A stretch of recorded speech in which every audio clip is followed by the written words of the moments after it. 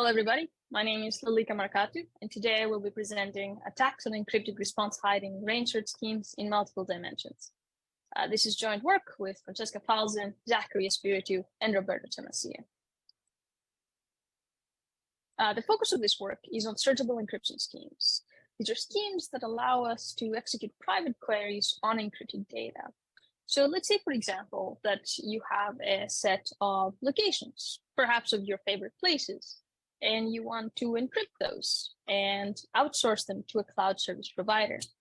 And then using a searchable encryption scheme, you're able to, whenever you have a question like, which are my favorite places inside this rectangular region, you're able to generate a query token that corresponds to your specific query. And then the cloud service provider has an encrypted query processing mechanism that allows them to use your query token to find the relevant encrypted records and then return them. Okay.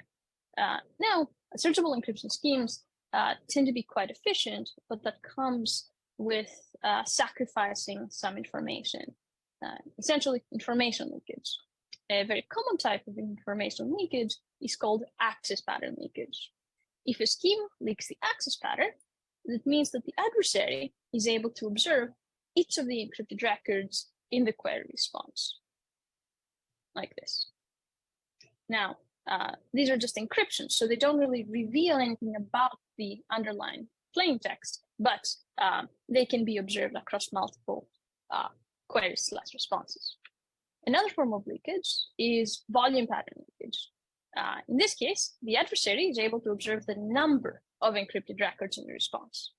In this case, 2. Then we have search pattern leakage, where the adversary knows if a query has been asked before, and thus the adversary can assign a unique ID to each query. The setting we consider is a d-dimensional or d-attribute database. We have a domain of size m, we have n records, and each record or point has a value that consists of d attributes. The queries we consider are range queries. Essentially, the client sends a hypercube and wants to know which records or points are inside this hypercube. And in 2 dimensions, it's just a rectangle. It's like which points, which records have values inside this rectangle. The adversary we consider is a passive persistent adversary, also known as an honest but curious adversary. This adversary is able to observe communications, so requests and corresponding responses, along a very long period of time. And the goal of the adversary is full database reconstruction. Essentially, given the available leakage from the requests and the responses, find the exact value of each point or record. There has been a lot of work done both on the constructive side and the attack side, studying range searchable encryption schemes. On the left, we have a number of searchable encryption scheme papers, both in 1 dimensions and higher. And on the right, we have a number of attacks. Notably, in prior work, the attacks are either limited to 1-dimensional range search schemes or in 2 dimensions, primarily utilize generic leakage. Our work attacks concrete schemes, the ones highlighted, and shows how we can use scheme-specific leakage to achieve full database reconstruction. So our contributions, we present the first attacks against concrete non-interactive range search schemes in 1 dimension and higher. We also show that leakage from these response hiding schemes can be as exploitable as access pattern leakage. An access pattern has been primarily used in the past for attacks in higher dimensions. And finally, we experimentally evaluate our attacks on real-world datasets. Now for the remainder of this talk, I will present one scheme and our attack against it. This is the range tree scheme, and it was presented by Falzon et al. And it is a multidimensional range search scheme, but for simplicity, I will only talk about the one-dimensional case. So we have the one-dimensional database with domain from 1 to 16, and we can see the records. The first step to create the range tree scheme is to make a range tree. Now, what's a range tree?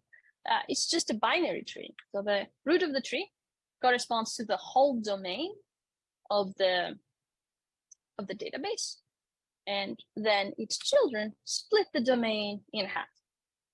And their children also split the domain in half, and so on until we get to the leaf node. And now we will use this range tree to create a range search scheme. To do so, the client will create a key for each node of the range tree. So for example, there is a key for node A.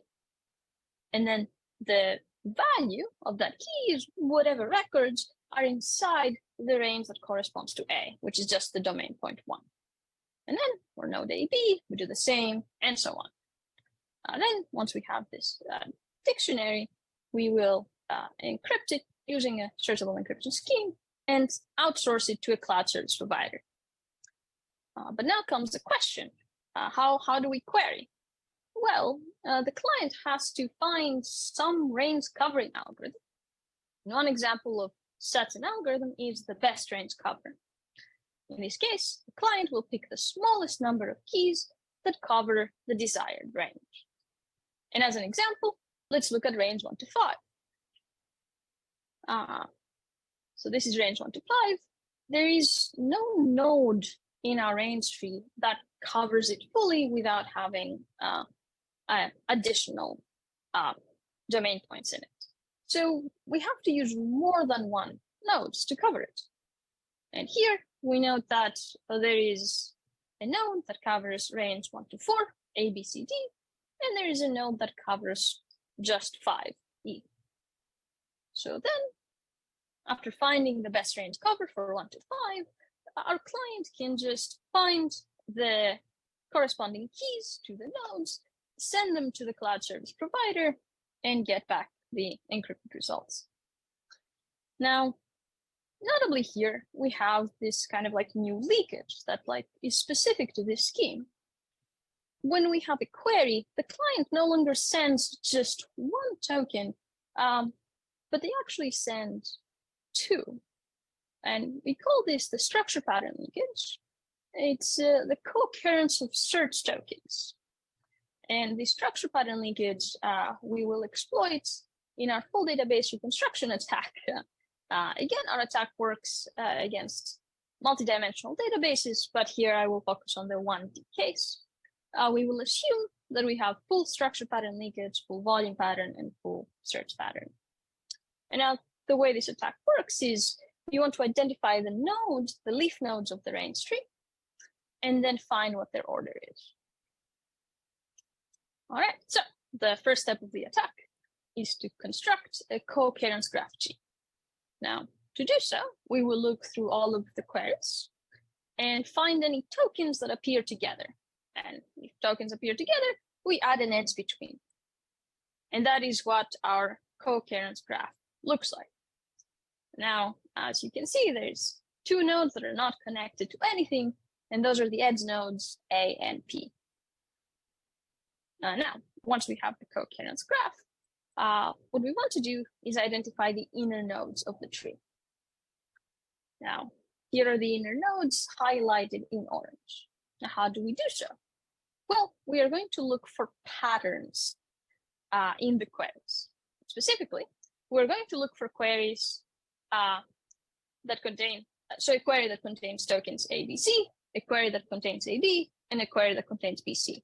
And notably, we should not have seen a query that contains A and C. If we have that, then we know that B is an inner node. Now, as an example here, we have node B, node CD, and node E. There is a query that contains B and CD, corresponds to range 2 to 4. A query that contains C, D, and E, it corresponds to range 3 to 5. And finally, for range 2 to 5, we have a query B, C, D, and E.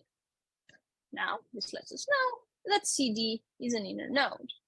And in fact, it would be impossible to observe a query that only contains tokens B and E, as B corresponds to domain point 2 and E corresponds to domain point 5. So they do not form a valid range. And thus, they're not a valid range query. Now, once we have the inner nodes, what we're going to do is extract these green structures. Those green edges are actually edges of the coherence graph.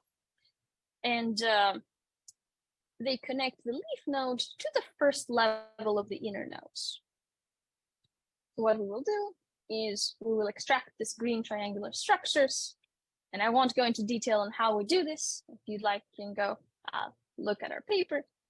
And once we have that, we can see that this graph G is quite trimmed. In fact, what we're left with is just a line.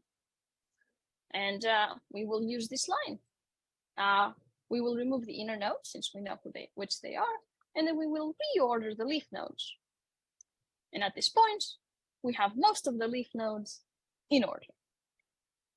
Then we can use volume leakage to figure out how many records we have at every node, like this. And what we're left with is the edge nodes. So how do we find the volume of the edge nodes? In fact, we don't have A attached here or P attached here. So what we will do is we will use knowledge of the volume for AB and B and do a subtraction and then get the volume of A. And similarly for the volume of P. And thus, we have reconstructed the volume at all of the leaf nodes, and we know the order. We implemented our attack. And here we can see some experiments against a two-dimensional California road network dataset with about 20,000 latitude and longitude points. And we can see how long our attack takes after scaling the domain size to different sizes. Now, in conclusion, our work shows that leakage in the queries, so structure pattern leakage, can be as exploitable as leakage in the responses, which is access pattern leakage, and has been used extensively in the past. Our work also shows that specific schemes oftentimes have specific leakage that we need to analyze, because when you go to deploy a scheme, you will deploy something specific. So it's not enough to just look at generic leakage. And finally, we saw that response hiding schemes that support multidimensional range queries are not safe from leakage abuse attacks. Thank you very much.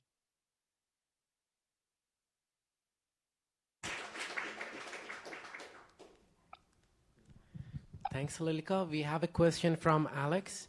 Is there any formal security model for searchable encryption schemes that would explicitly prevent your attack?